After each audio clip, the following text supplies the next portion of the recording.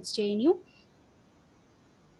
The theme for this month is behavioral economics, and today we have Professor Sujoy Chakravarty and Dr. Junofy Anto Rozarina. I will briefly introduce the speakers before beginning the session. So Professor Sujoy is a professor of economics at the Center for Economic Studies and Planning, JNU, and his research on behavioral economics has been primarily focused on understanding the various social norms and the heuristic and caste-based biases in the Indian context.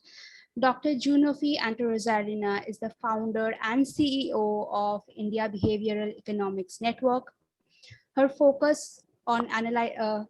focuses on analyzing issues of caste, acceptance of homosexuality in India, poverty, and the empowerment of Indian women, among others. The session will focus on understanding their motivations and interests in the field, their respective career trajectories, and the significance of behavioral economics in the context of COVID-19 pandemic, among various other things.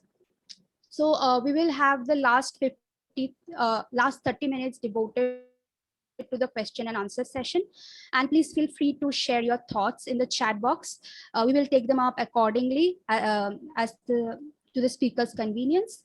And so without further delay, let me pass the mic to our first speaker, Sujoy sir. Thank you.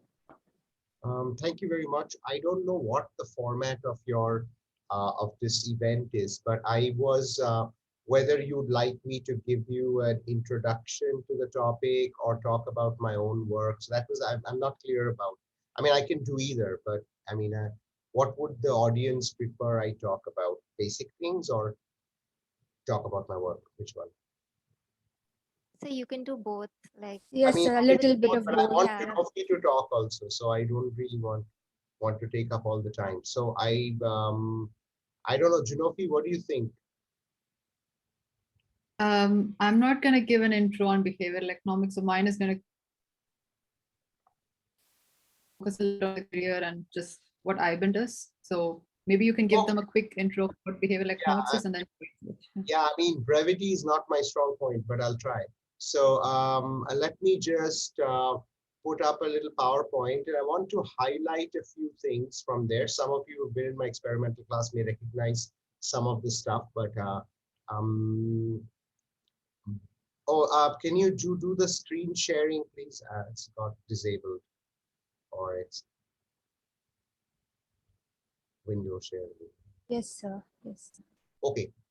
So I quickly want to, oh, it's still disabled, sorry. Mannat, Yes. One second. you have to give Sir the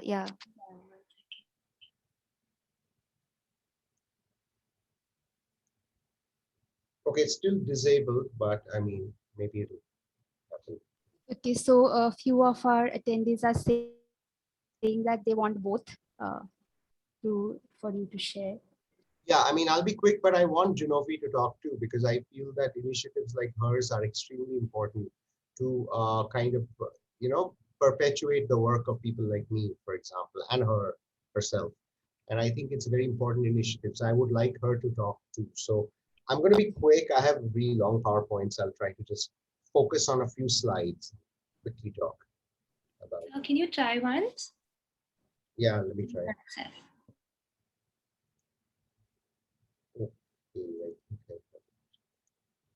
Can you guys see it now? Can I make it Yes. slide? Yes, sir. Yes.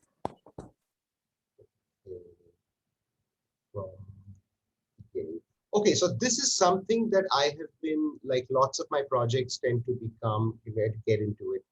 I'm seeming to work on a whole lot of problems with a behavioral policy angle here. I'm sorry I can't, the COVID work, I'm doing a whole lot of it, but I don't have enough slide ready stuff right now. So you can ask me some, I can talk about it a little bit. But what I would do to start off with is that to give you a bit of perspective of how we use behavioral tools inside of this sort of development paradigm and how this is different from the way development economics was done before. So quickly, traditional development economics I'm not going to read through these slides, it just take too long. Mostly concerned about structural change and capital accumulation. So the entire canon of economics and development economics, the stuff I studied in my undergraduate, the Lewis model and the Harris-Todaro rural migration, all of that was about these two constructs, which is bring in structural change and accumulate capital. And it's understandable because India, as a kind of protected economy which had just got independence, these theories are of great importance, like things like the Prebisch-Singer hypothesis and dependency models and Harrod and Domar and all this stuff. Now, the idea of individuals behind development is kind of a little beyond what economists could think of in the 70s or 80s.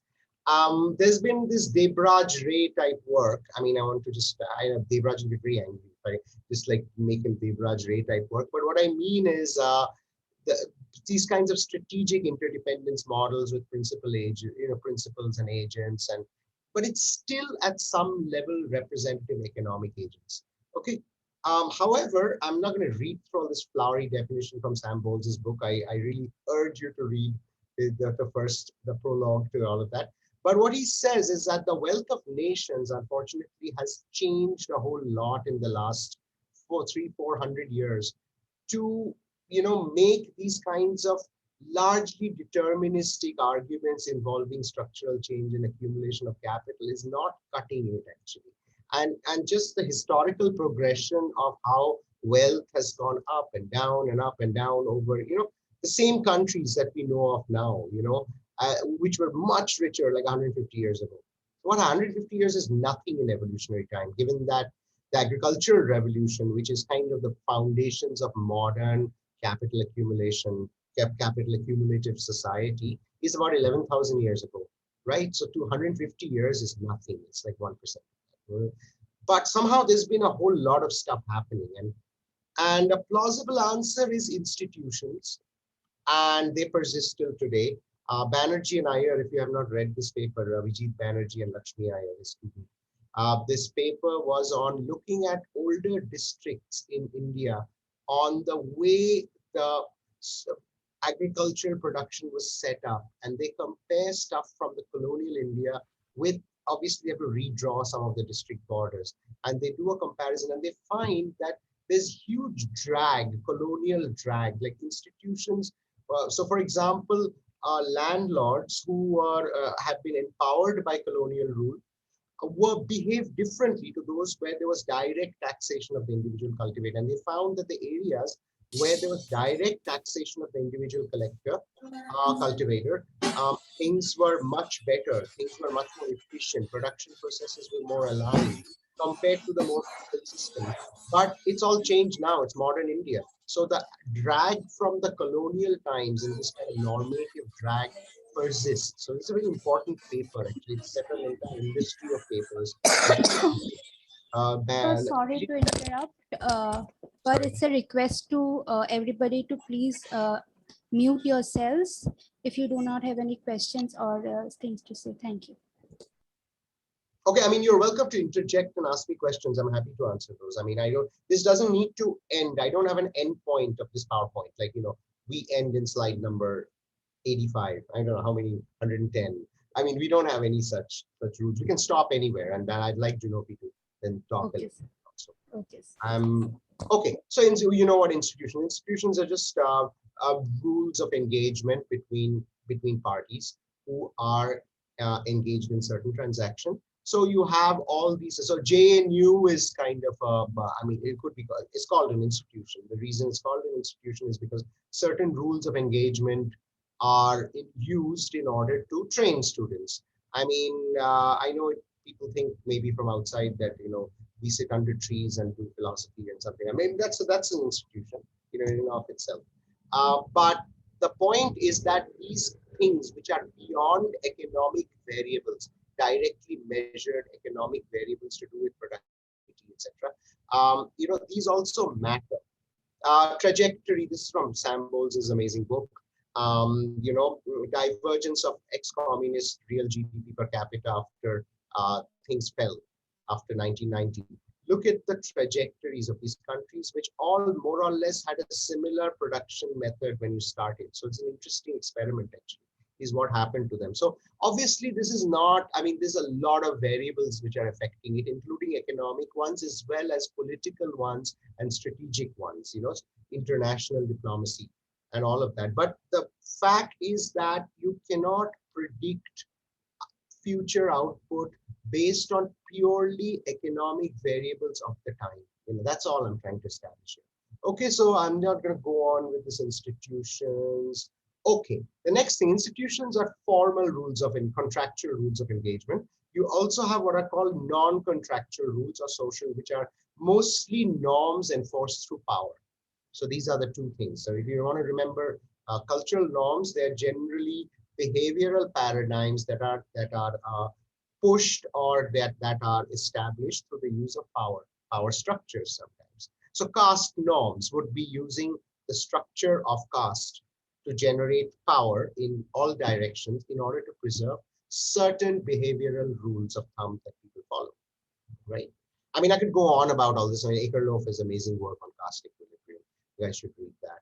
Okay, so Sen talks about social norms when he discusses the prevalence. Sen actually was more behavioral than a lot of theoretical West, economists actually. So he discusses the prevalence of cooperative action in the prisoner's dilemma games, and in fact, he invented a term which was used later by people, experimentalists, which is rational fools. Like Amartya Sen called rational fools the people who would actually defect in the prisoner's dilemma instead of cooperating in order to realize greater total surplus. They would rather defect in order to be individually rational. So this idea was noticed even by theorists from earlier on. Even someone like Arrow has a very interesting article called A Cautious Defense of Socialism. Everybody should read it. And I think people, particularly who are interested in Marxian economics and want to see a little bit of a convergence, should read Arrow's A Cautious Defense of Socialism, 82. Okay, so let's keep going. What's economic theory saying about norms? Nothing, not much. Conventional economic reasoning fails to explain, for example, difference in productivity between US and Indian workers, given that the capacity of the two groups of individuals is not that different in our formal, I don't mean the informal sector of bonded labor. I mean, formal workers coming out of India, like you guys. If I hire you in a firm, and I make you do analytics, you'll be as good as the kid from New York, right? But what's going on? Why aren't you paid as much? So these kinds of things, the capital labor ratio and years of schooling explain less than half of the difference in national productivity. In fact, it's so strange that I know people who were very unproductive in India, but they land up in the West and somehow become super productive. And I have friends who have big, huge mansions, in Northern California, and they're like telling me, hey, come and live in my house. I've got 15 rooms, and that guy was, we considered a kind of loser in India, So what happened, same brain, brain didn't change. You just moved countries. I mean, I have friends who, behave like desis on the road, giving bribes in India, but then they go to America and they become like law-abiding citizens. They're like singing the national anthem. What happened, man? The same guy, So what I'm trying to tell you is cultural norms and institutions and a combination of both really affect human behavior and leads to all kinds of outcomes. Junofy, do you have something to say? You can please add something. I'm sorry to be talking like this, taking up. No, go on, Sujoy. It's good. Yeah. Okay. I just think so. But just say something if you want to. It's too much pressure. Like I have to talk like continuously. So, okay. So the neoclassical paradigm, as you know, many of my experimental students will know, rational optimizer, social interactions take the form of contractual exchanges. When there are no contractual, you don't even need contractual exchange, thanks to Coase. I mean, Coase will say that, hey, you don't even need all this stuff.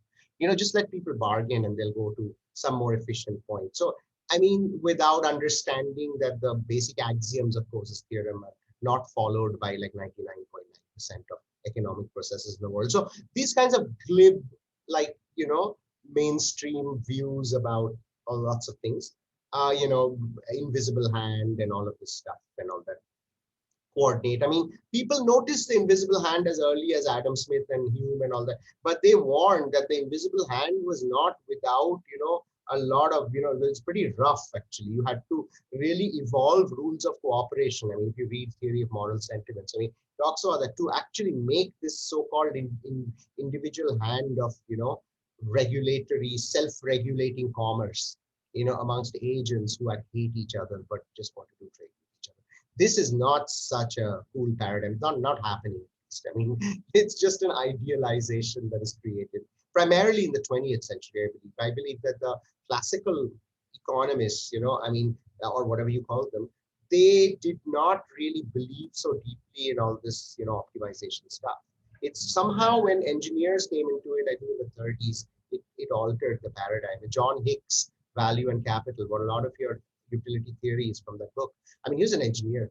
Likewise, Oscar Morgenstern and John von Neumann. I mean, these guys are all either pure scientists with not very much of idea about empirical stuff, or they're from fields of science, technology, STEM, engineering, science, technology.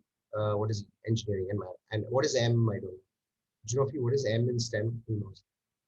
But you get the picture, right? It's engineering type people, who believe in deterministic processes and frictionless surfaces and all that stuff, and you start applying. I mean, I always tell my micro class that you're applying to something as rich as human behavior amongst things we consume. You're applying a model that comes out of steel production, the Bob Douglas production. Come on, I mean, give me a break. Like that cannot explain concavity and diminishing marginal utility cannot explain the entire nuance of consumer behavior. So, I mean, it's a very constrained benchmark vanilla model. That's all I have to say. Okay, so economic man. These are problematic actually. I mean, there's like even John Stuart Mill was like, he thought the definition of man, firstly, it's completely ungendered. I mean, it's completely one gender, like man. Like, I mean, when you write stuff like that, you're actually setting up a whole systemic sort of, I think guys like Mill and all were actually sort of, I would say, fuel for the growth of this sort of corporate takeover of India and this whole East India company. I mean, these were the guys giving legitimacy. Like, hey, society just needs you to go and, collect a whole lot of, stuff and just bring it back so we can be like the economic man. So these come actually from that. So just like ideas of cooperation and of norm formation come from the 19th century, these kinds of ideas of like sort of aspirational sort of utility statements, that is the highest utility state is having all the luxuries and convenience. I mean, who said that? I mean, there are many societal aspirations actually, if you look at our history, our long checkered history as sapiens. I mean, this is one of them. It's a new one, relatively. Anyway. So we tend to use these kinds of things like passage of time as a discount rate. I mean, we look at really the psychologists, they really work on things like, present bias, and it's a much richer model. And we are just like one discount rate, which is like an interest rate. I mean, come on, I mean, got to do a little better than this. Anyway. In conclusion, that we can't explain what it emerged in the middle of the 21st century as a mere I meant 20th century. Sorry, we aren't in the middle of the 20th yet. sorry, I need to root these typos out. Okay, so there, we find a whole lot of violations of this kind of, economic behavior. Sorry, I'm not reading this out. I'm very verbose. I mean, this is going to take like 10 hours.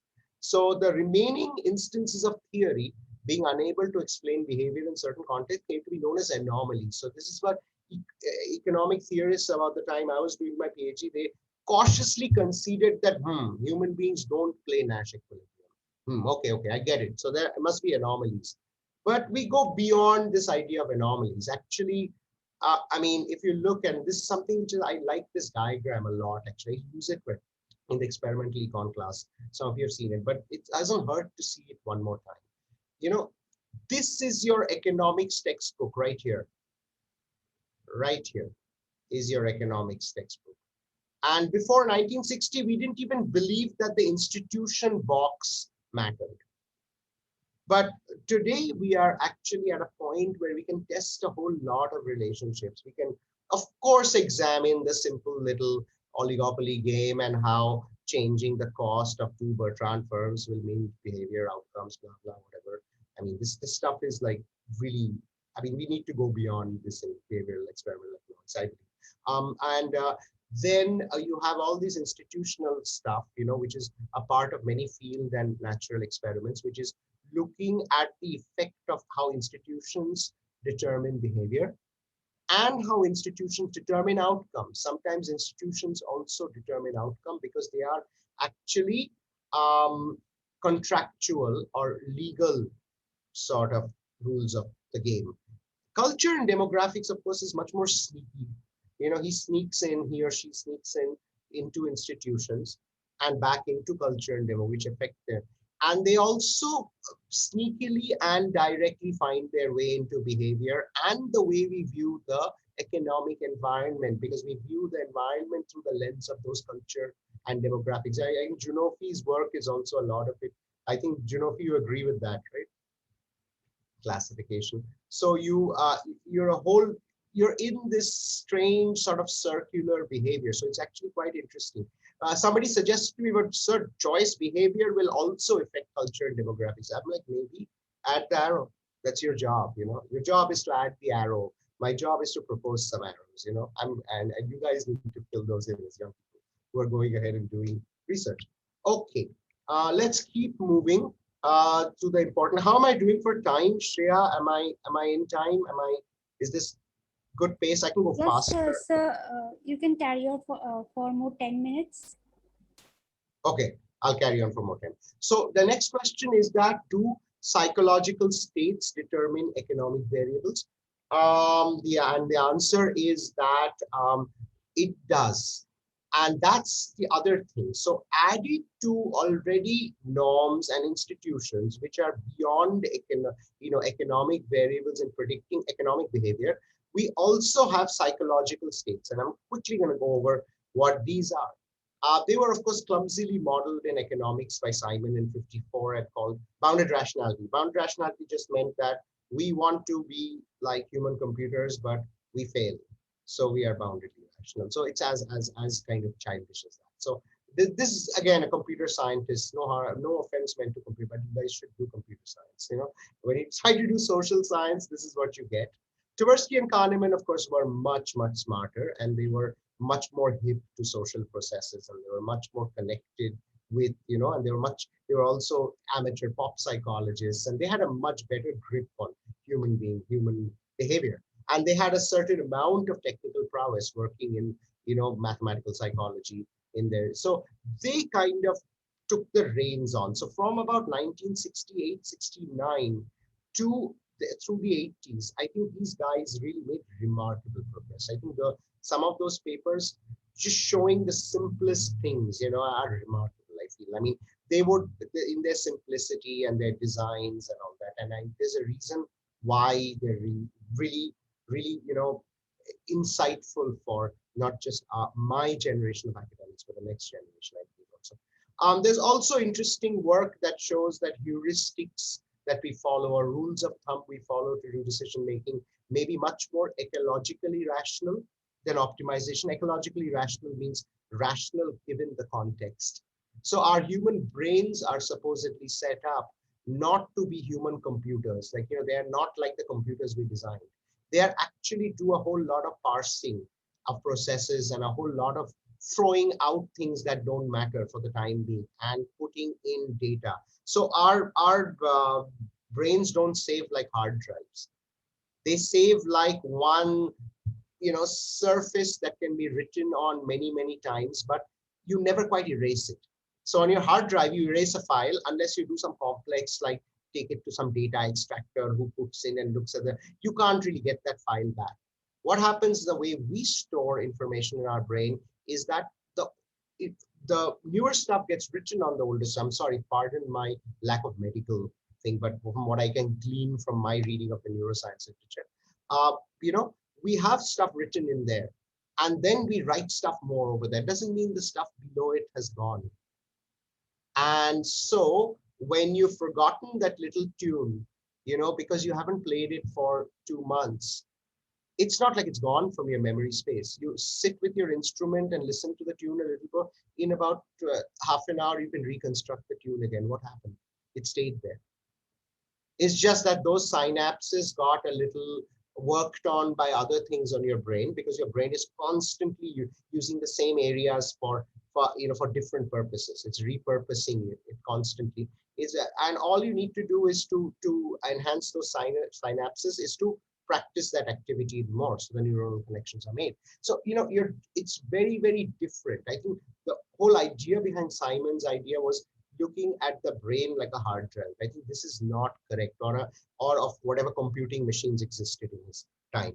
Okay, so what else do you want me to talk? So a slew of effects came about, and a very interesting one is the new work by by Munna Inathan and Shafi, which shows that the whole idea of even using economics alone, economic variables alone, to talk about poverty may be a little dangerous, because poverty itself alters a whole lot of decision-making paradigms itself, And I know there's a tendency for a lot of people, including Marxian scholars, to think that, oh, this work means that, you're not looking at the systemic reasons for poverty. Well, excuse me, I am. But I mean, there's more going on here. And just because we have psychological states that determine poverty does not negate systemic things which interact with those psychological states in order to create more misery, for a certain section of the country. So nothing I say negates other streams of knowledge. I mean, this is the other weird athletic sport way in which I feel a lot of academics push their careers, is to try to negate everything else. I don't want to negate everything else. I think everything has a place. I mean, there's some ridiculous theories which have no place, but I believe, but I think by and large, I'm methodologically quite omnivorous. I don't really think that one thing negates the other. So we have a whole lot of very interesting, I'm just going to, how many minutes more do I have? I'm just going to talk about one new project of mine, which will take 5 minutes. Is that okay? Okay, sir. Okay. So we did something very interesting, given how psychological states. So this is, I'm going to give this all to you. This is like a mother load of a PowerPoint, and we'll just go. And I'm going to talk a little bit about my paper. So that at the end of it, I have a whole lot of interesting results from studies, which a lot of them are field experiments and all that. Okay, where is it? This is my study. Sorry, why can't I go? Another study. Okay, so this is an interesting working paper I have, which has not got published yet, and obviously it's a little controversial, so but it's a good forum to introduce this actually into it. Okay, so here is this is with my PhD student Ajay at Center for Economic Studies and Planning. So we got a list of names. I mean, this is also someone who's contributed heavily to this research, is someone who's done a lot of work in India, Carla Hoff, and a lot of this stuff actually owes to like my conversations with her. And so what we find is we get a set of names, okay, which we think sound saliently Brahmin sounding or lower caste sounding. And we find strangely that individuals in our experiment of all groups, not just upper castes, believe that these Brahmin sounding names are associated with greater productivity and lower dishonesty.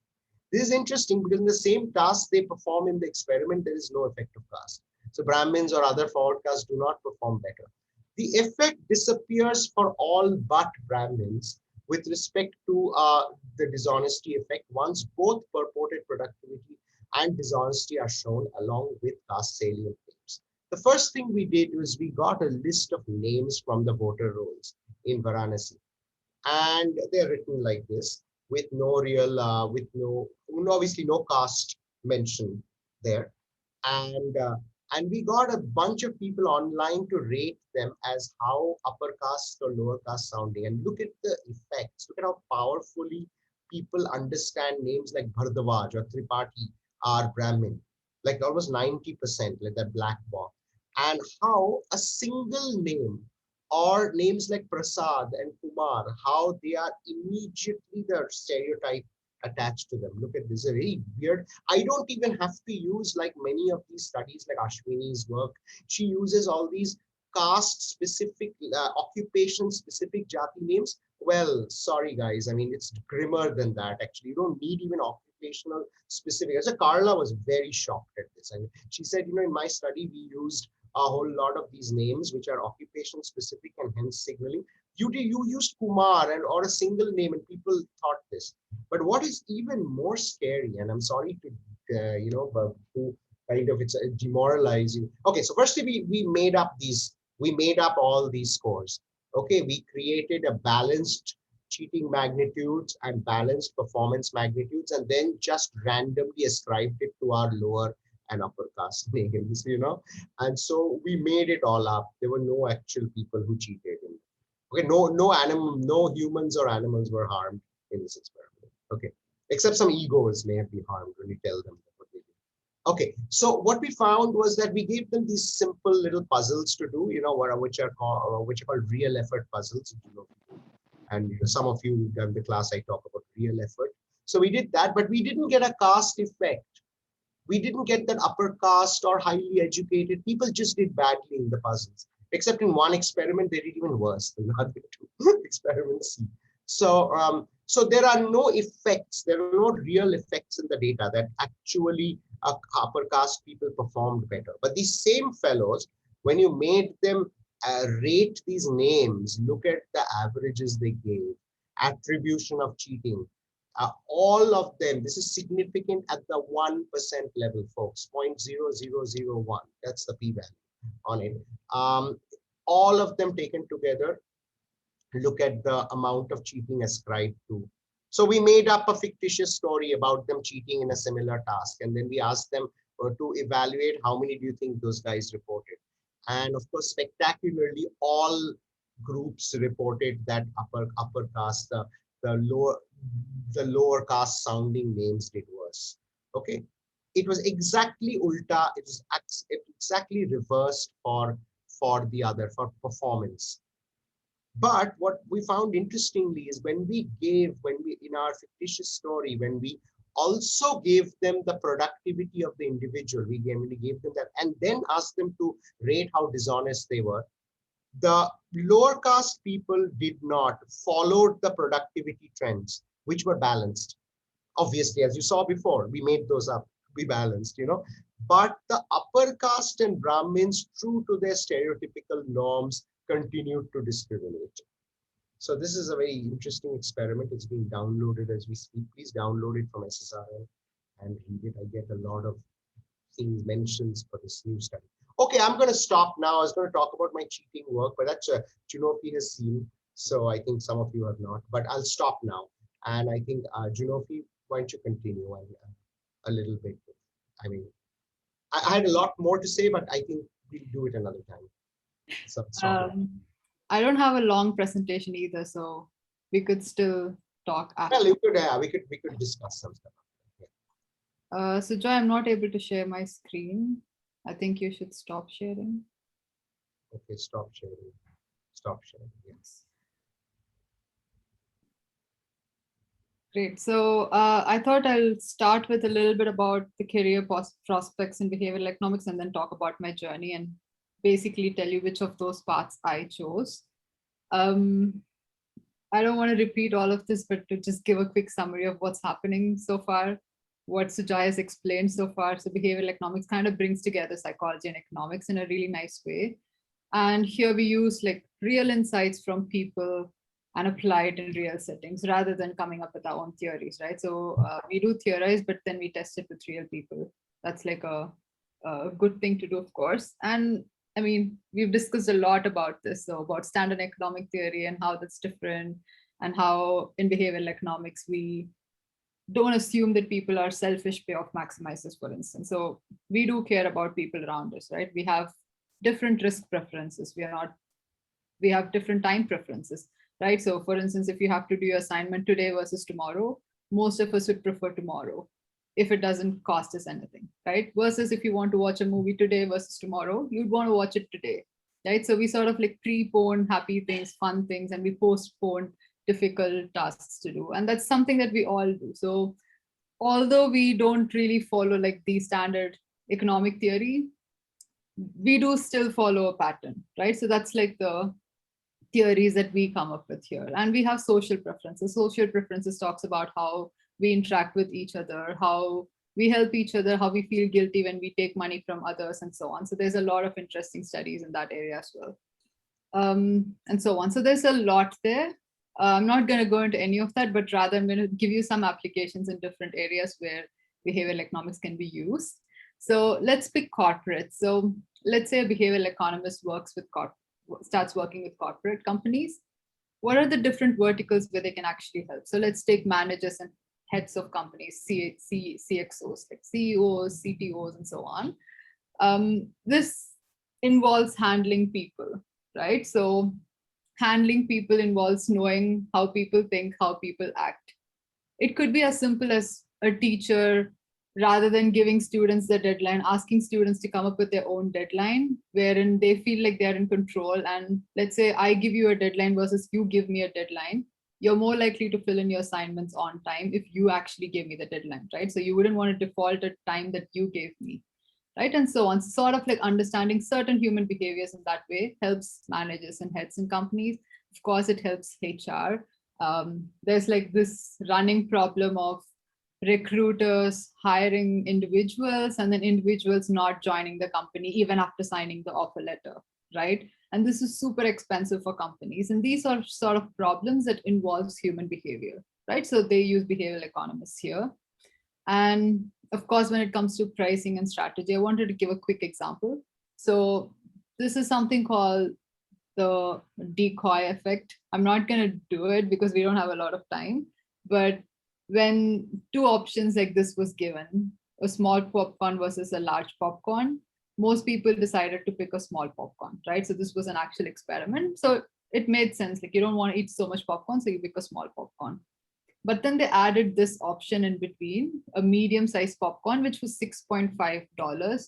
And now if you look at the large popcorn, it looks like a huge discount, like a super cheap thing to buy, right? So when they included this decoy, which is not something they're trying to sell, it's just to make the other option look nicer, a lot of people actually switched from small to large. So the number of people who bought large here was much higher, right? So on an average, you can see the switch. So this is called decoy effect. And of course, companies use this, right? This is like another example. So this is the economist.com's subscription. So if you look at this, you can see that if you get just the online subscription, it's $59, it's $60, right? If you get just the print subscription, it's $125. So generally people don't really get the print subscription because an online subscription is just good enough for you. But they included another option here, which is print and online subscription for the same price. It's $125, right? So a lot of people end up getting this one and therefore also like selling their print subscription, which people initially did not really used to buy, right? So that's pricing. Of course, when it comes to sale, it's super obvious how you can use, I don't know, there are these books like this book called Persuasion and so on, which is like great when it comes to sales. So you can read those things as well, which is super useful even in general life, even to like convince your parents to go on a tour or something, right? So that's sales. And of course, marketing. When it comes to advertising campaigns, how do you give people information without overloading them?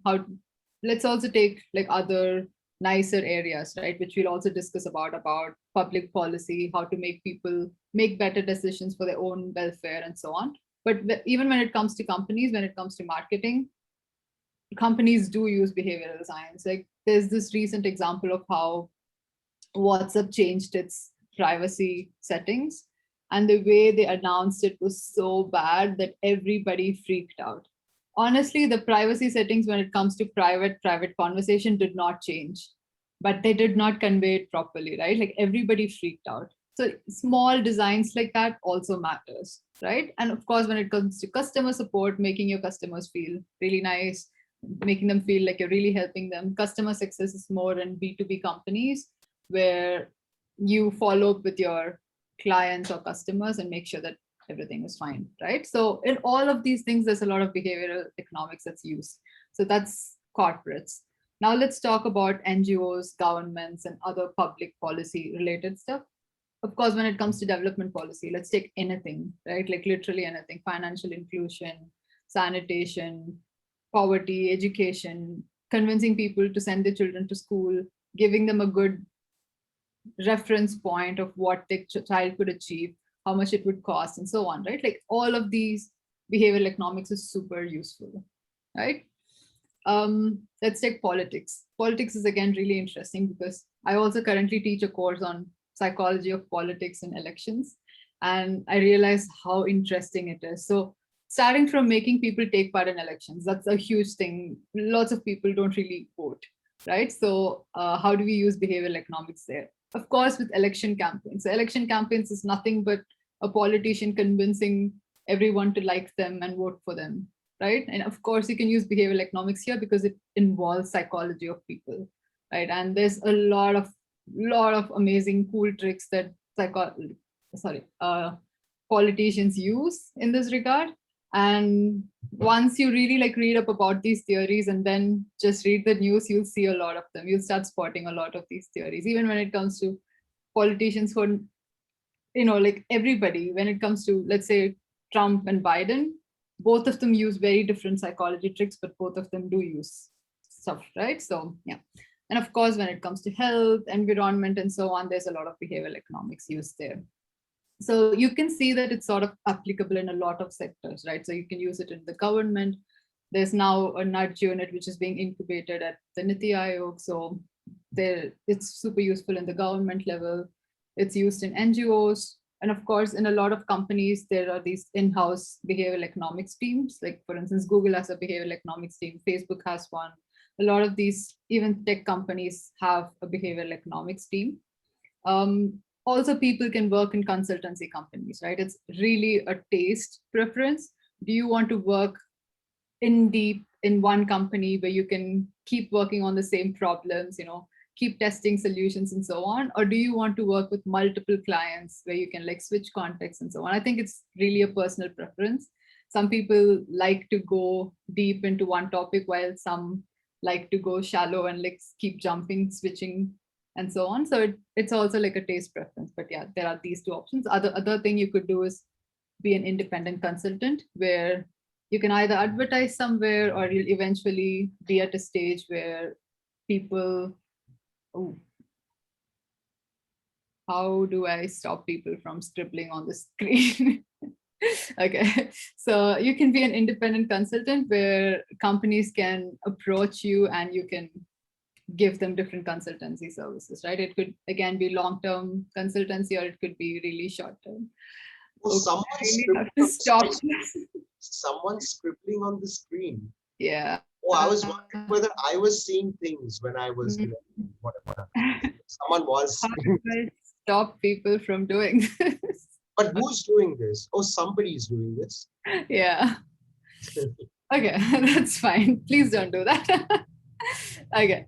Apart from that, there's also careers in research, and of course you can teach. That's always an option. So yeah, these are different career options in behavioral economics. Okay, now I'm not able to move.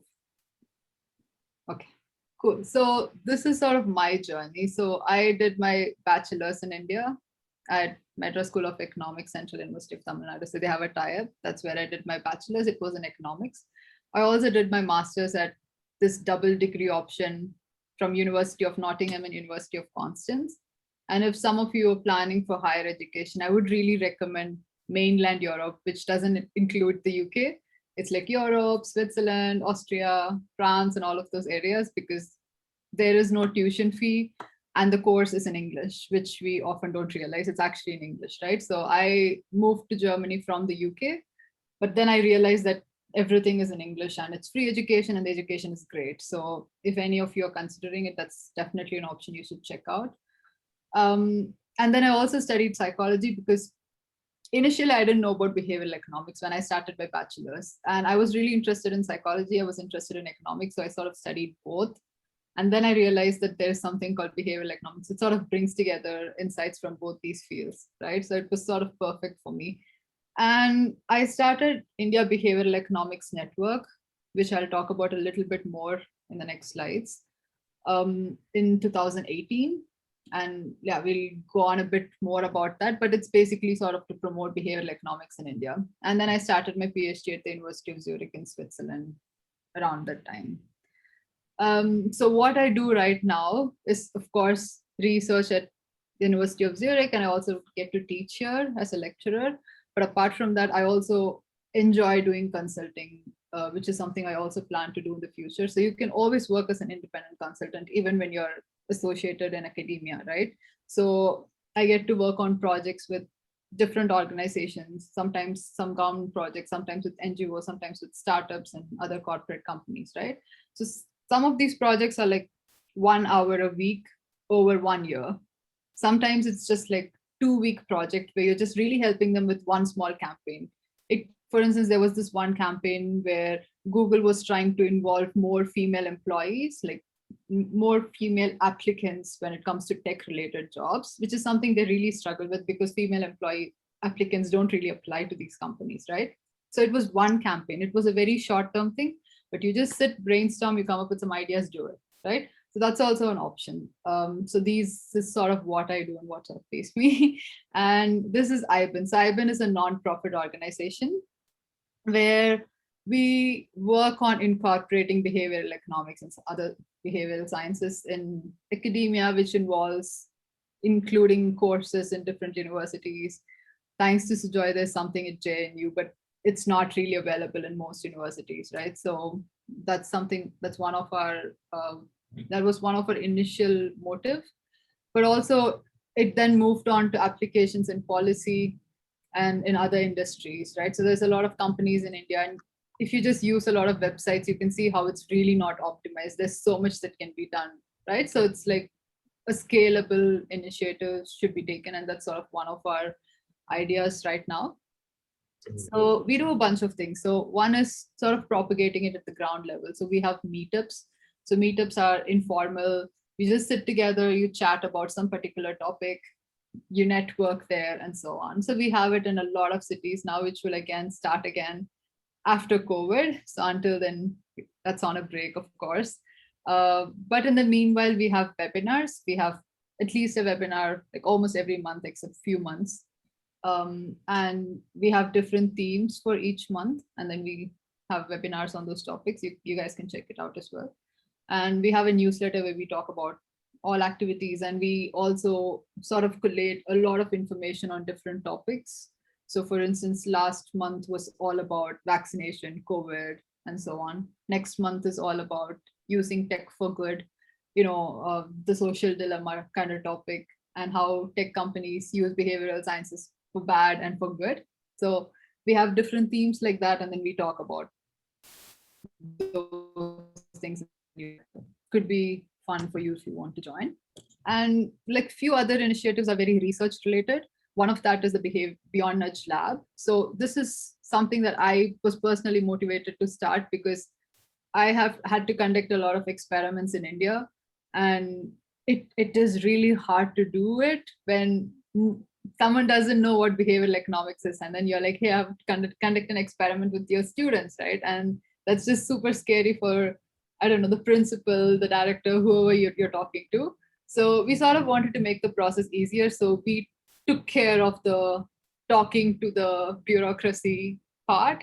So if a researcher wants to conduct an experiment, they can sort of just directly contact us, and then we'll put them in touch with the participants directly, right? So this is for online and offline experiments. So if you ever want to conduct like a research, we also plan to give free grants and so on to conduct experiments in the future from next year onwards. So in case you have some coursework and you want to do a small experiment, you can check that out. And of course, you can also participate as participants where you can make some money. All experiments are paid. There's no free experiments there. So yeah, that's another initiative there. And of course, we have training programs that we offer to corporates and to other educational institutions. So yeah, let's also talk about the next steps, and maybe some of you might be interested in getting involved. So one major thing is the research branch that we're starting.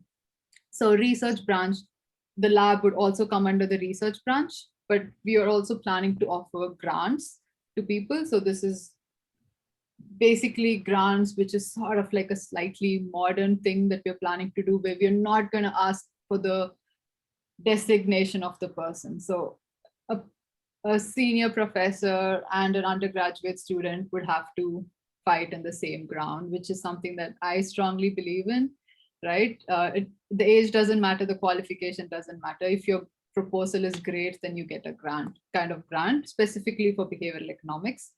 And for this, we're collaborating with CSBC. You guys probably know them. It's the Ashoka University. They're sort of incubated under them, and they do a lot of behavioral economic stuff as well. And we also plan to conduct some seminars, which will be sort of like a slightly more academic, regular event. And of course, one other thing that I've already spoken to a lot of other people about is ethical approval. So because you involve human participants in most behavioral economics research, I don't know how Sujoy did the caste thingy, but it can be really complicated. So we sort of plan to sort of help people have like a formalized ethical approval format and so on. No, we have a IRB at JNU, so Right. so we manage. And they go easy on you, right?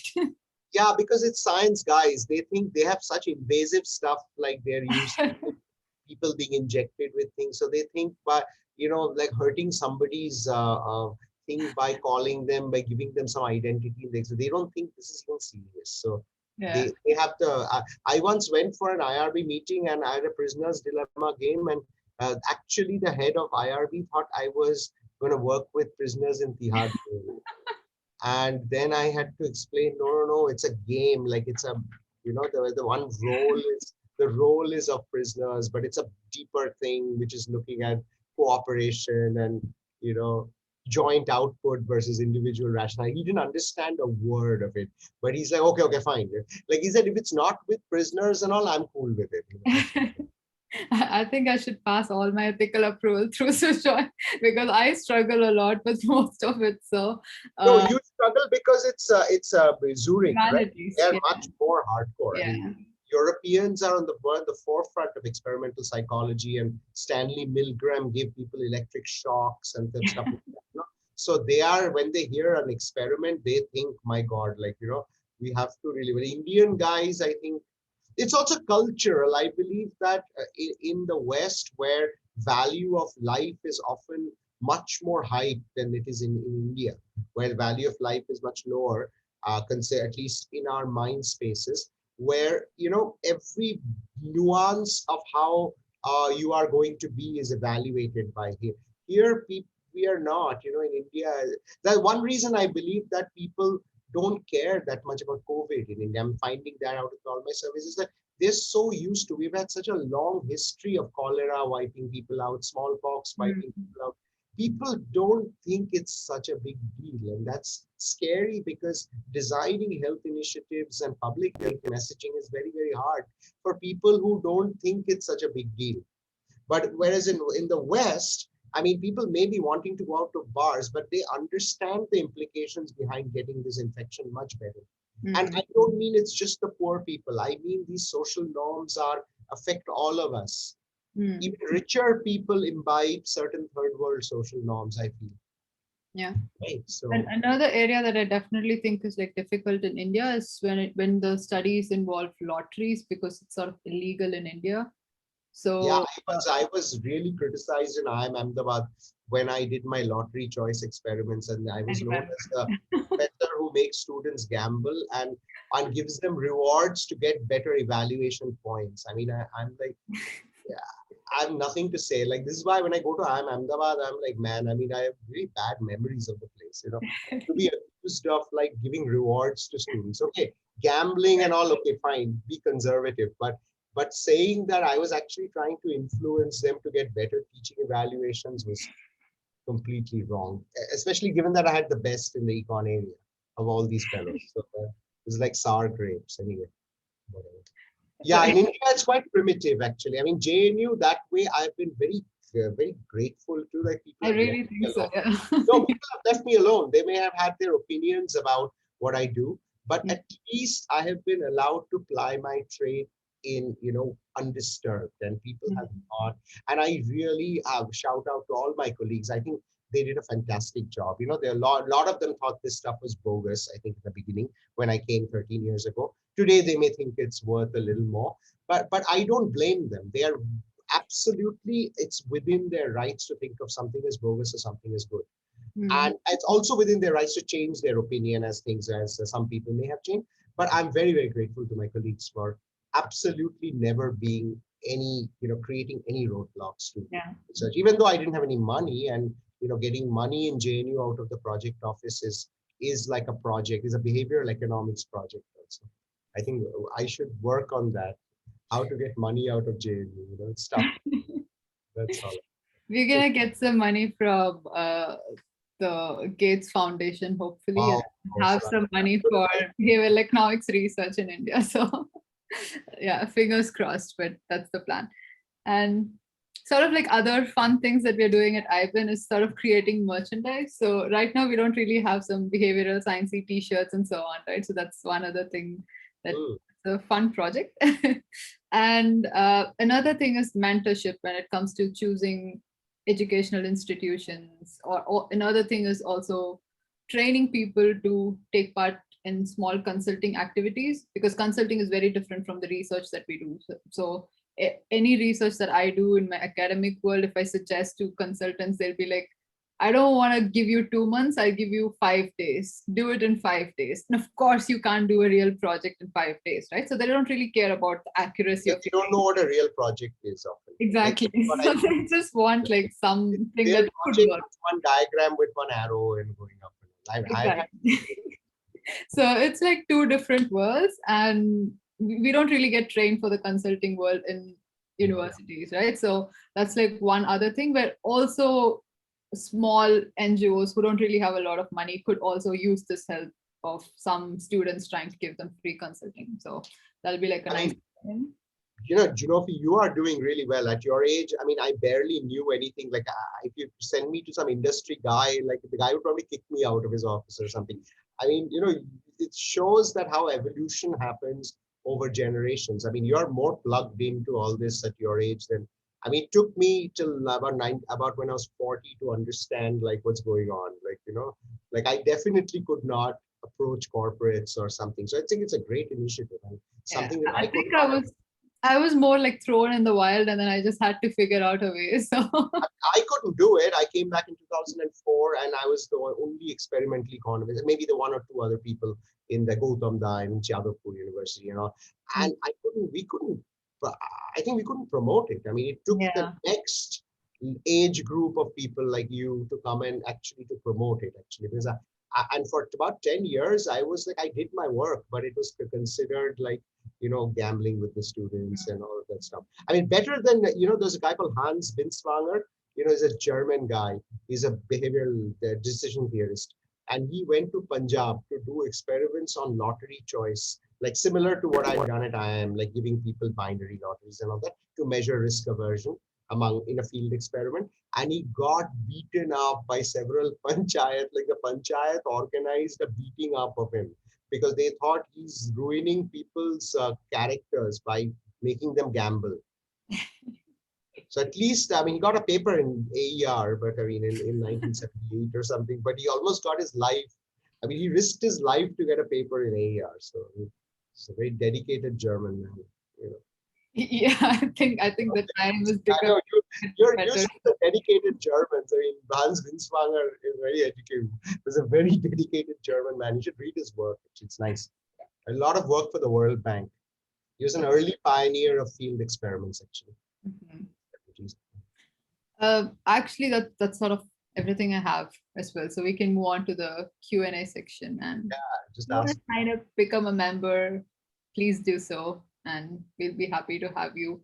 And if you want to get involved in any of our other projects in terms of research and so on, then also get in touch with us, and then we can see how you can collaborate. Yeah. And maybe Junofy can come and give a talk. I mean, I definitely think you should do this in my behavioral experimental econ class, because people often wonder what careers are available. And I get asked this all the time, and you're a better person to answer that.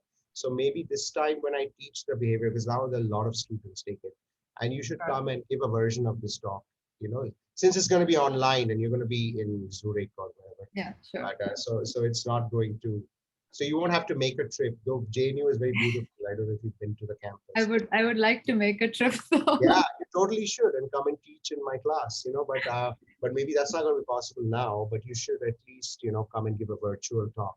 Sure. to- Yeah. I guess if there are any questions, you can just unmute and go ahead. Yes, anybody, if they have any questions, please write it in the chat box. And thank you, ma'am, for introducing IBAN to us.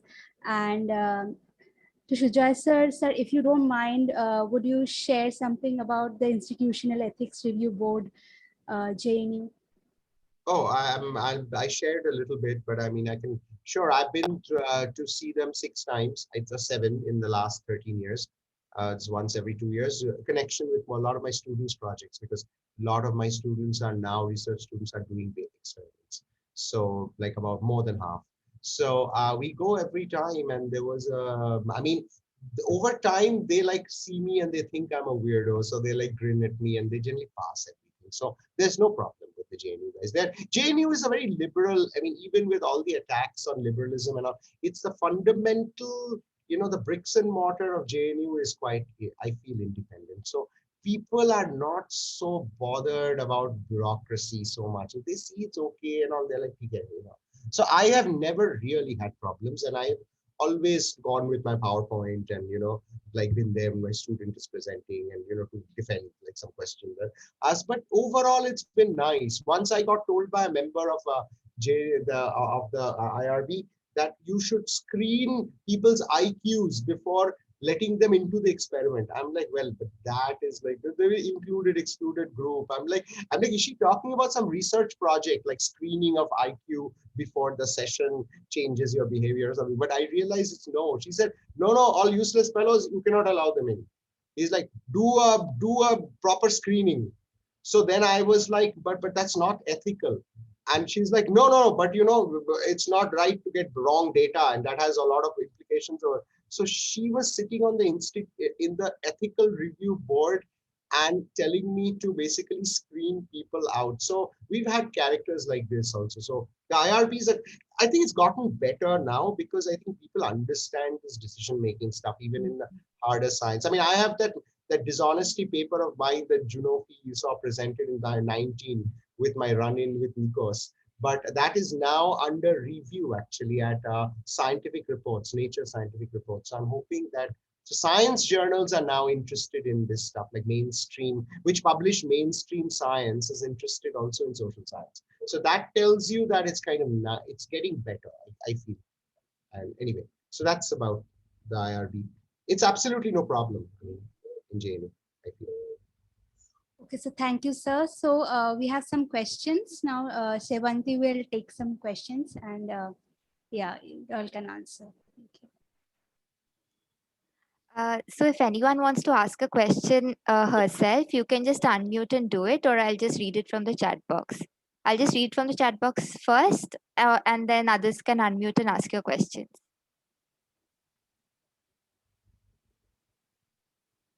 Briti has asked, sir, can't the norms affect allocations as well? I Yeah, think yes, they do. I mean, social norms. And what allocations, like in allocations where? so. I think she's talking about the flow chart you were showing. Oh, yeah. So you're saying norms can also know. What I meant was that formal economic outcomes cannot be. That's why I didn't do a box going from norms all the way up to outcomes, because I meant those are formal outcomes. Like I can sit, we can have a norm in JNU, and I'm like dying for such things. I mean, I'm like a prisoner at home, but when all of our students come back, hanging out with you and drinking chai and discussing all these like cool ideas and all that. That's a norm, but that doesn't give you a degree. You can't get a Sujoy informal degree from JNU because you hung out and drank tea with me, So that what I mean by norms are these kinds of non-contractual exchanges, which I think are super important actually in society building. I mean, I forget about anything else, but beyond economics, this idea of, and really speaking for those of you who are current students of JNU, I think this university has a long, rich tradition of that, which are norms which are not strictly technical. They're not like you're getting anything out of it. Like, in our older generation, these guys who built the department, for which I have a lot of respect, they built a great institution, Prabhat and Utsa Patnaik, they would come and hang out with the students, like even when they were in their 40s and 50s, they would come and hang out after hours in the heat, sit with them. That's love, that's dedication, that's devotion, that's passion. These things are important.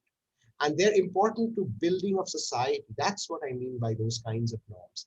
They don't necessarily directly affect outcomes. By sitting with me, you're not going to get that better job. And I don't know, like a consulting firm is not going to hire you based on that. But over time, you will do cool stuff, which will get you, doing more innovative things maybe than your peers who didn't have those norms, those informal norms sitting.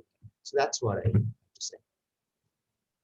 That's why I didn't draw the arrow, but I mean, you draw your own arrows, as I said, this is your job. I mean, I give you the diagram to fill in and add more boxes and arrows. That's all. Anything else? Okay, sir. Thank you. I got it. Sparsh Agarwal has asked, is Sujoy doing work on impact of behavior on organizations, or can he talk about that? Impact of behavior in organizations. I mean, I did one study on nudging people to be pro-environmental in IT organizations by putting up posters, asking them to save trees. I mean, that worked.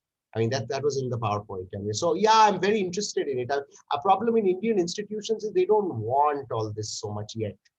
Like, we got arm twisted some IT fellows I knew to do it, but I think overall, more traditional industry in India is not convinced about actual studying decision making. It's okay to allow you to design something here and there and use principles of that, but actually, when it comes to gauging people's productivity, Indians are not comfortable with revealing data, I find, and our corporates are and also corporate firms are run differently. Manaswini, my friend who's in Bangalore, Manaswini Bhalla, she has a very interesting study on Indian corporate boards and how much it is owned by single companies. So Indian business is done very differently. That's also a interesting behavioral sort of, takeaway, that Indian companies are not run like Western companies. So that it begs more systematic observation. My student Vasik, who works in Kerala, for the finance Ministry of Kerala, he did very interesting work on insider ownership using prowess data of India. But it's amazing, 60% of Indian organizations are controlled, like boards have more than 50% of family members. How do you think this is going to be run? They're not going to be run by strict economic principles. They're going to be run with a whole lot of behavioral skews, which are going to come in, which are going to be norm dependent, culture dependent, I mean, I've had I was PlaceCom of IIM Ahmedabad, a placement committee member, 3 of us, for 2005 and 6. I've had reputed Indian companies. I won't name it because it's being recorded. And I mean, you can probably figure them out. Now, some of our largest companies coming and directly telling me that they have issues with hiring women in certain posts and, other non-Hindus in certain posts. I'm telling you this directly. There's no, I'm not even, I won't name the name. But I signed off on some confidentiality things with the things. So I'm not violating that. And I told the guy, he's a young IMA graduate, I'm like, you should be ashamed of yourself. You're coming back to a national university that is getting, under our, Universities Act. And and you're all talking about discrimination. And he was like, no, come on, yaar. He's like, don't be like this, like that. But they had a lot of power in IIM Ahmedabad, recruiters, because they typically set the tone of how the institute will be looked at. Like IIM Cal was known as the lefty IIM. The reason for it was because when a lot of these regressive recruiters came, some of the faculty stood up to them and told them you can't do X, Y, Z. So most Indian recruiters don't want that. I found with our own little small placement in JNU, which I also kind of look after, but I found that they don't like hearing that we don't have time, come at like 5:30. They want you to be ready and fresh for them at 9 in the morning. So they can show up at 12 to take your interview. So that's how the Indian culture is. So yeah, I mean, it's So organizations definitely have a lot of behavioral stuff going through it, if to answer your question. Yeah. It's a great thing. If you want to study it and you have some ideas, let me know. Thank you, sir. Harshita has asked how the behavioral economists formulate the model or progress with the study, because generally all these aspects go under the head that lead to errors in models. I mean, how do the behavioral economists formulate such models? Well, I mean, it's not just one deterministic model. Like if you had to do that, then you just have a simple thing with marginal and we all go home, marginal utility and it's all done. Like if really the model ended where your economics textbook ends, there's not much to do. We might as well have, I might as well become like, I don't know, I don't know. I think I need to get out of my job then, do something more meaningful with my life. But yeah, I mean, we try to make better models. So a good example of that is if you read Sanjit Dhami book. He has a very nice book, which is called the Foundations of Behavioral Economics. And it's really nice because it extends those old theories by doing, so firstly, it's the best presentation of cumulative prospect theory I have ever read. Junofy, you should totally go through it if you haven't. And Sanjit is a faculty at Leicester or Exeter in England, and he's a really, really good guy. It's an amazing textbook. So Foundations of Behavioral Economic Analysis. It's a big, thick book. So if you want to know where economic theory is today, like 2021, not what economic theory was in 1965 or 72, then you need to read that book. So then you'll see there's a lot of interesting new things you can test, which go much beyond. So it's not just considered errors anymore. Actually, some of the errors are predictable, as Ariely says, like, we are predictably irrational. So some of that is actually not irrationality or randomness. That is actually the way our minds are wired to make decisions. So we have to just, introduce new models, which don't necessarily throw away the old models, but they have new elements and attributes and factors and variables in them. That's what. So the next question is, I guess, for both Junofy ma'am and Sujoy sir, is from Roshni Yadav. I do not have an undergraduate degree in economics and I'm currently pursuing an interdisciplinary master's. How can I become eligible for pursuing this field? Junofy, please answer that one. I would suggest just starting off light, reading some fun books like, I don't know, like books by Thaler, Dan Ariely's books and so on. See if it really, intrigues you. If it does, then you can start reading the more theoretical stuff and Don't read the Dhami book first, please, guys. I mean, it'll be like you'll go to sleep. It'll be great sleep aid at night, The proper book, like textbook. 560 pages long. It's like Mascolell, Winston and Green of like behavioral economics. And you'll read it, your eyes will glaze over and you'll fall asleep. It'll be a great time in the pandemic. Like, Yeah. I'll tell Sanjeev, I'm like, hey, we gave randomly your book to like 100, like, people in an age group and we made them read it. And we saw how quickly they fell asleep. And anyway, I agree, there's a lot of cool stuff out there. Yeah. So see if it really intrigues you. If it does, then you can go ahead, right? So that'll be like a good test. But this field hasn't like existed for ages, and I don't think it takes a long time to get familiar with some fields. So I don't really think not having an undergraduate degree is a huge disadvantage. You can of course like make up for it by learning by yourself. I mean, we're living in a time where everything is available online, right? So if you are interested, you can learn everything. So yeah. Revan Sharma has asked, what are your thoughts upon the inclusion of history of economic thoughts in the curriculum in a better manner? Is this to me or Junofy? I think you should take it. You're the one who talks about history of economics a lot. It's true. And I think, history of economic thought has been taught for too long as just like descriptive. I think, my issue with teaching history in a descriptive way, this is what's done in India, is it really makes the opposite of the subject come alive. It makes the subject drop dead. Like, I did all this Marxian history, in Calcutta University. We had a very wide syllabus. but the stuff was dead boring. I mean, it was you couldn't keep your eyes open through it. And, I had done science in 11, 12 when I came to like do this. I'm like, what kind of discipline is this? Like, I'm going to go to sleep right now. So I would not attend those classes and I would read those things. I really think that there's a lot of very good, interesting work coming up, and all this. That's why I highlighted that paper by Banerjee and Iyer. I think that was a kind of starting point of trying to use earlier institutions, historical facts of bygone era in order to see if they have any kind of effect on the current. There's a guy called Nathan Nunn, Nunn. He's at Harvard. He's a cliometrician, economists who work with data. So I'm currently working with a friend of mine who's in Belgium, Franchel, who's also a kind of, she's a traditional modern historian, and she wants to do actually she's got data from the archives. And we are planning to look at colonial institutions and compare them. So this has become a big sort of niche area for looking. And a lot of the literature was started by a guy called Avner Greif. I don't know if you know his paper, which was AVNER GRIEF, Quarterly Journal of Economics. It started it all from the 80s, which talked about how merchants who traded in Europe, in Genoa and places, what kinds of auction rules and what kinds of institutions they used to trade. Some of them were behavioral institutions. It's really interesting. Greif actually started it all. It's before Lakshmi Iyer and Abhijit Banerjee. I think Banerjee may have got his idea of looking at colonial India from Avner Greif, who was in Harvard also. Like Banerjee did his PhD from Harvard.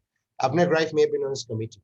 I don't know. But that paper is from the 80s. But yes, there's a lot of scope, and I think it's missing because people don't have imagination. Unfortunately, in economics, you are taught to not have imagination, like be like a 16 equation robot and do like the 16 sector model where you're doing that same equation. Get out of this. Use your imagination.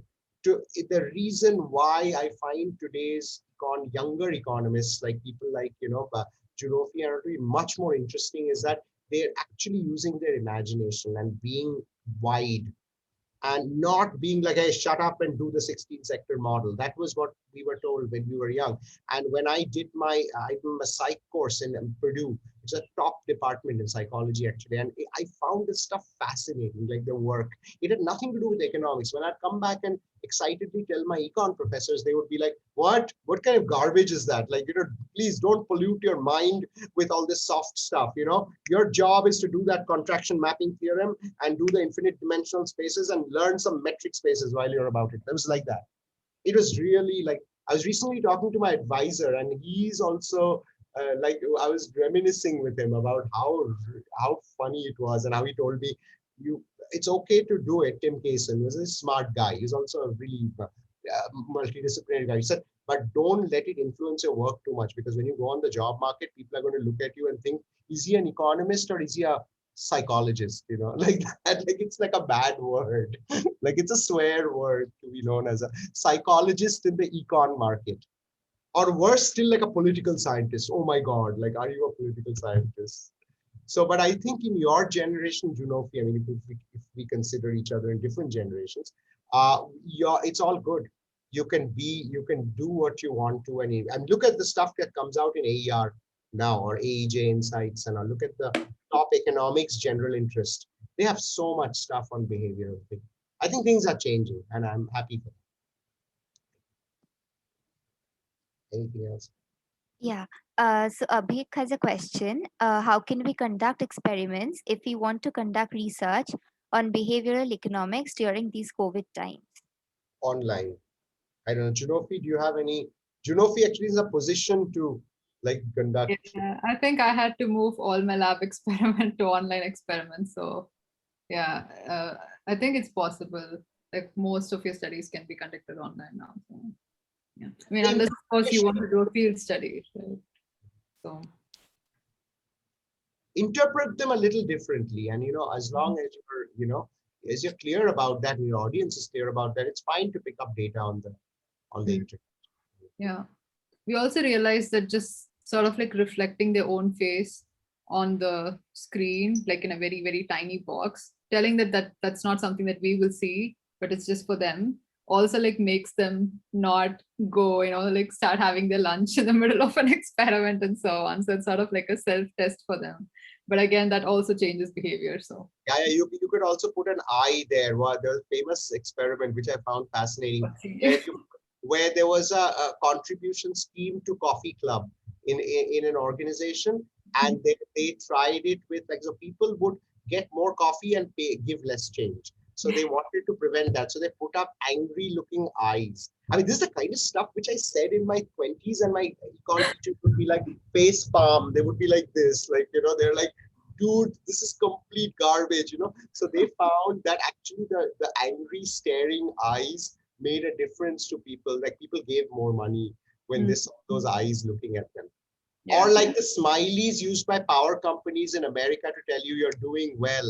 Like, you've lowered your consumption this month, and you'll have a green smiley versus a red, angry reverse smiley, whatever that's called. Like, the Uta smiley, but you're in red.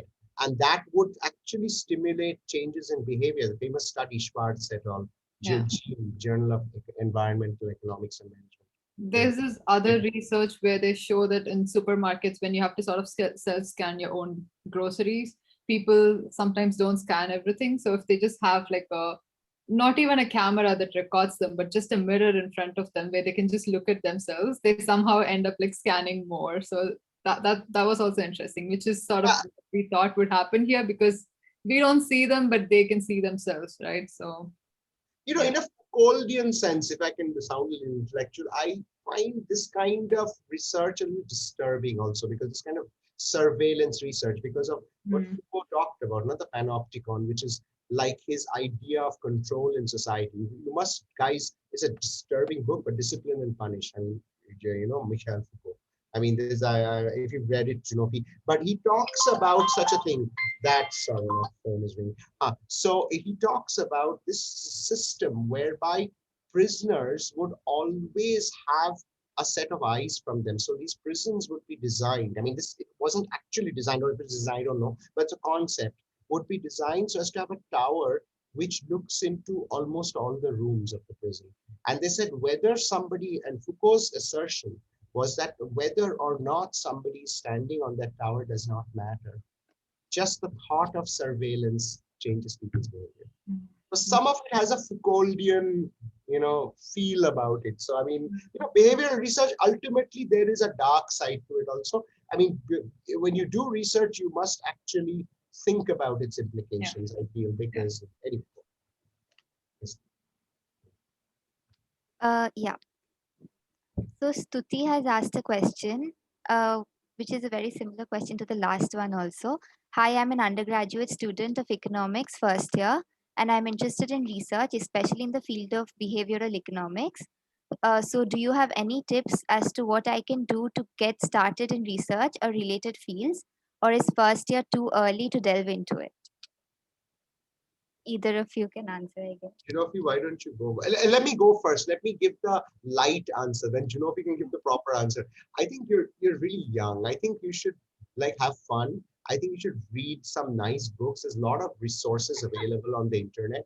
And then in a couple of years, get it. I think 17, 18 is kind of early. When I was 18, I was like a non-sentient being, I think. I mean, I had no idea what was going on, And for that, you guys seem to be showing a lot of focus. So all I can say is have fun. I mean, if you read some stuff, and it should really move you. I know in India, academics is like pulling teeth. That's how we were brought up. At least I was brought up to be told, right, read, this is your goal. It's like fun. Like, nobody has fun. Come on, like, this can't be fun.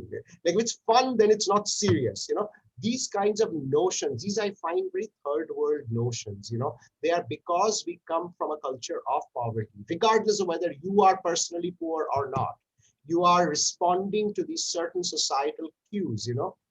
Like when I would feed dogs when I was young, people would be like, Manusha Katabana, which means like human beings don't get food. Why are you feeding dogs? It's not a zero-sum game, my friend.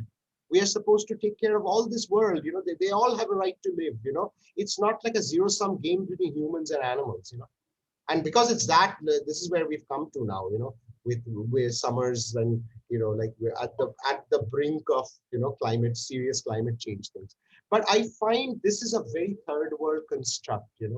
Anyway, I'll stop now. Junofy. Yeah. I agree that you should probably have more fun in your first year, but also I think that I don't know, first year versus third year, it's not like you're going to evolve so much that you're going to become super capable of doing research so much better. So if you want to go ahead and do something, I think you should just do it, right? Like, I don't think it makes that big a difference in 2 years.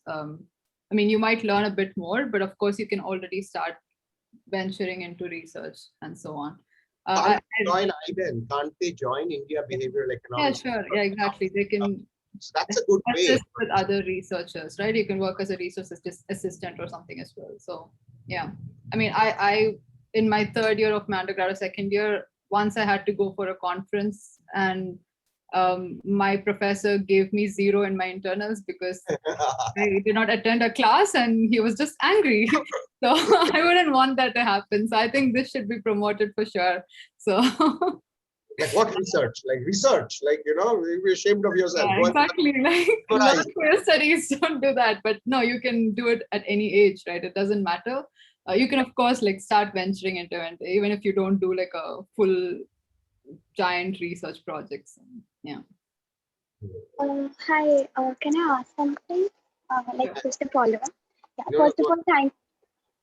Am I audible? yeah. Good. So first of all, thank you for this is like really informative session. So I just want to ask, just to get started off, is there any book or reading certain research papers? Although I've been writing everything that you have been referring to in this session, is there something which I can start with, or like some book recommendations or something of that sort? Definitely thinking fast and slow. If you're an econ student, you should be able to understand the math. That's at Kahneman's very famous book, which actually talks about the idea of psychological states affecting decision making. And I think that's a good one because it's not a pure fun book like Nudge, which I think you can go a little bigger than that and actually read that Kahneman's Thinking Fast and Slow. Maybe that's a good point to start. And those are really books. Those are quite nice, actually, predictably rational.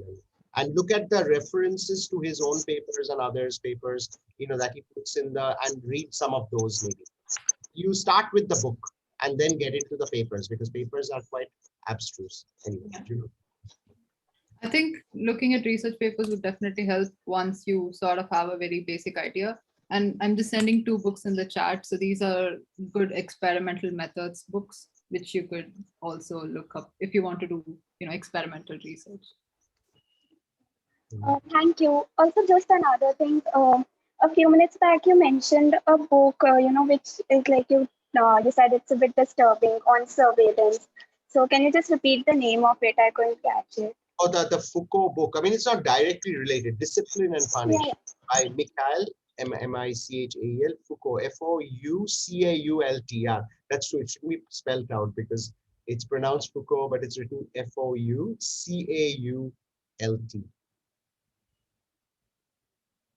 Okay, thank you so much.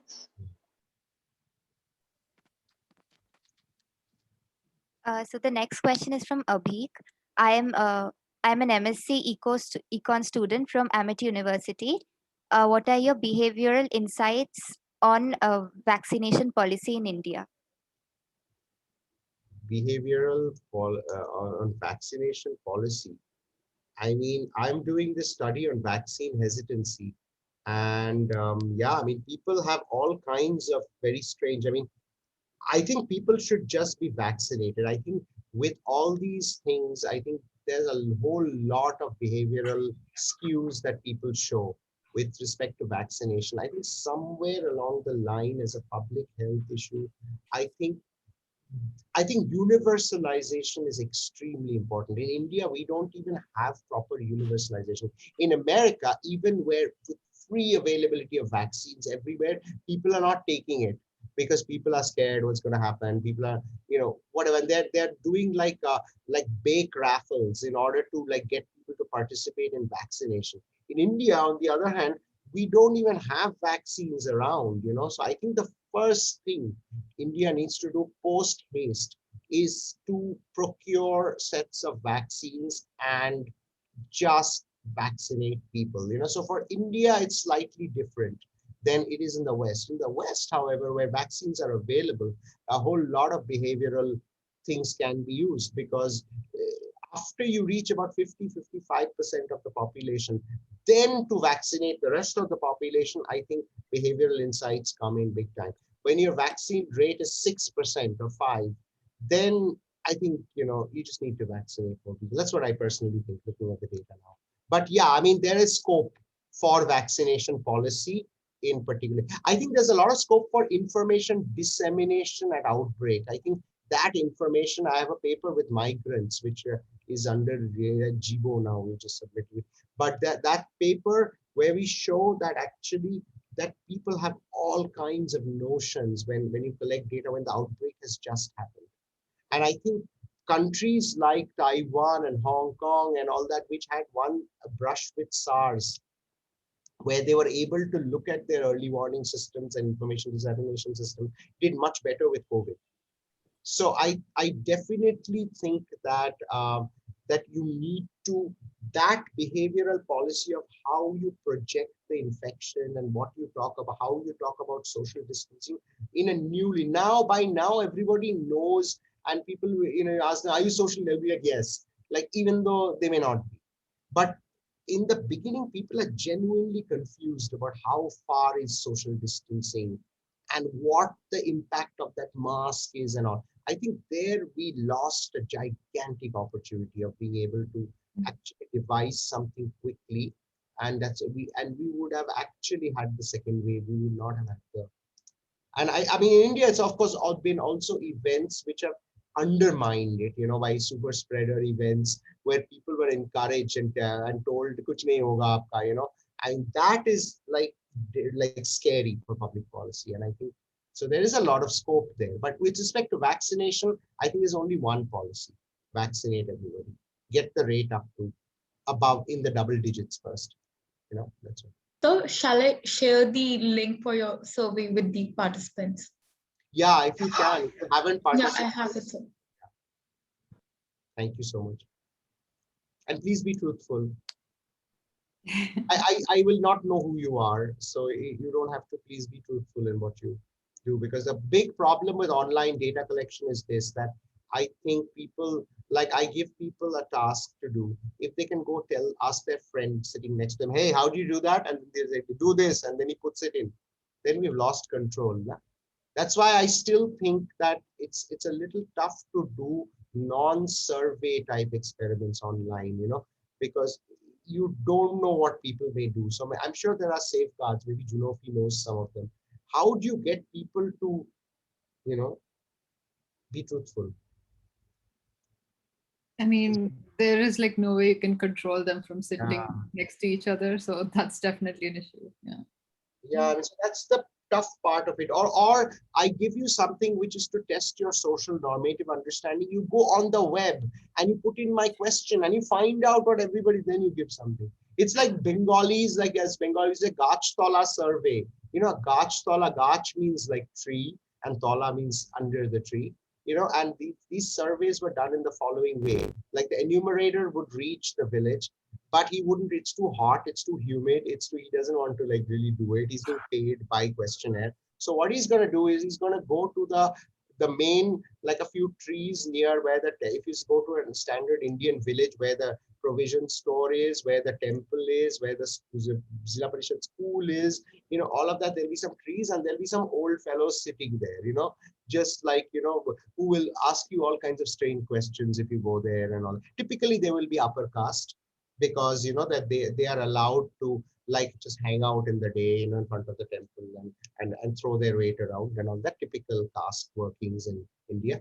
And then you ask them, Acha Dada, like sir, like what do you think is the average proportion of SC/STs in this village? And then he'll tell you, yeah, they live there and they blah blah. He'll give you some lot of prejudice and he'll tell you. Then you get all these averages for all your variables from these Gachtola fellows. And then you go back to your survey and you fill out certain things which will create that average. Do you realize how dangerous that is? So in terms of averages, you may be picking up the correct trends because those Gachtola guys know what's going on in the village. They're giving you an average trend of it, but you're not getting any heterogeneity because you just made up that heterogeneity. But that average could be reached by various combinations of data points, right? Yeah, as an econometric task. But if I just take an average 50, and then I take that variable and I just randomly put in values 20, 80, 90, 40 to give an average of 50. And I ascribe each of those values to one household. We just messed it up totally. So these kinds of control issues, the problem with India, and maybe Junofy can change that, IBEN can change that, and we can change that by creating a research cultures, people don't take these things seriously. Like in America, if you actually went to run a survey in Germany, in Switzerland, people would seriously come and give their time, volunteer their time, and try to help you out by actually telling you what is truthfully. And I'm not saying there isn't bias in those countries, there is. But in India, it's almost assumed that nobody tells the truth, particularly if it comes to your income, your position in society. People are very cagey about revealing these things correctly. I don't know what you feel, Junofy. So it is a challenge to collect data in India. I'll tell you this. So the next question is from Rivo Hasina. I hope I got your name correct. How can we apply behavioral economics in the field of finance, like in asset pricing, risk management? Junofy, you want to try that? I'm not like an expert on behavioral finance per se, but I'm pretty sure you can find lots of great resources if you just Google it. And of course, like the only area that I've worked on is when it comes to investment decisions that people take and the behavioral science related to it. I've never really worked with asset pricing. So yeah. If you have something to add, then that'll be great. Yeah, I mean, you know, the whole idea behind behavioral finance, to look at finance from a behavioral lens, is to understand that actually differences persist. Like what efficient markets theories tell you is that, yeah, people are stupid. You know, there's some dumb idiots in the market, you know, doing all kinds of crazy stuff. But they are, in the larger systemic sense, their errors get cancelled out, and the efficiency of market prices are what we should be using. And they are not apparently subject to bubbles and crashes in the, you know, because on average, those positive fluctuations will be cut out by those negative fluctuations, and the price, the endogenous price, will give us an idea of valuation in the market. Now, this is like the biggest fantasy. It's almost as big as the invisible hand works on its own. You know, the guy, what I was talking about in the beginning. But you don't. You need a whole lot of institutional guidance in order to change that. And Robert Schiller, I forget his book's name. He has actually some work really nice. There's a book on behavioral finance. I forget the name. Just type in Robert, ROBERT, SHILLER. He's a Nobel laureate a few years ago. So and what behavioral finance guys are saying, like Taylor and Schiller and people, is that no, it's not true. Certain behavioral biases persist at even the scaled level. And so you will see them regardless of where it won't cancel out at the population level. So what we saw with the financial crisis, that, you know, a whole lot of misinformation about is almost endemically consumed by the retail investors, and who do the stupidest things possible, who can be manipulated into buying assets of certain kind. So at the end of the day, you get really inefficient market outcomes. So it's not canceling it. The efficient market is not prevailing, you know. So yeah, so there is a lot of work on this. Taylor and Barberis, THLER, they have a really nice survey. It's a little old, on behavioral finance, but just check it out. It's a working paper. You should be able to download, but that's old. It is from, but that again, I mean, basically what behavioral finance guys are trying to do is this. They're trying to see if there is actually persistence of biases which remain even when you go to population levels. Junofy ma'am has answered a couple of questions in the chat box in case you guys want to check it out. We are also running short of time, so we are not taking any more questions. Like most of them have been answered in the chat box also. Just one announcement, guys. Like if you want to be added to our reading circle, I'm sharing the Google form for it. You can fill it up and we'll add you soon. It's going to be a group on Telegram. Let us know. And thank you so much, Sujoy sir and Junofy ma'am, for answering all our questions and for the interesting insights. It was really helpful. Junofy ma'am. Hello, ma'am. I'm audible. Yeah. Ma'am, we, the Rethinking Economics team, would love to collaborate with IBN in any form whatsoever, like taking part in experiments or like research work. So are there any other alternative avenues that we can explore with IBN, or we can get in touch with you later regarding this as well? Yeah, you can get in touch with me and we can discuss. All right. Thank you so much, ma'am. Thank you so much, Sujoy sir. Thank you. Thank you, everyone. Thanks for the audience and Yeah. I just hope to talk to you soon. Bye-bye.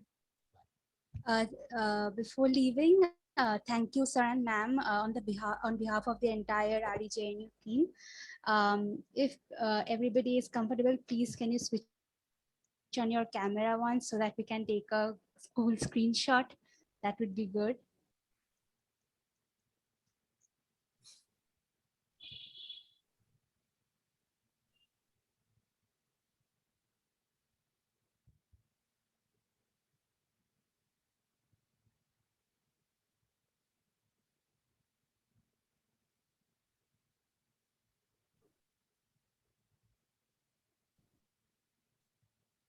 Yeah, it's done. Thank you so much. Thank you very much. Thank you so much. Talk to you guys soon. Bye. Bye soon. Bye, ma'am. Bye. Thank you so much.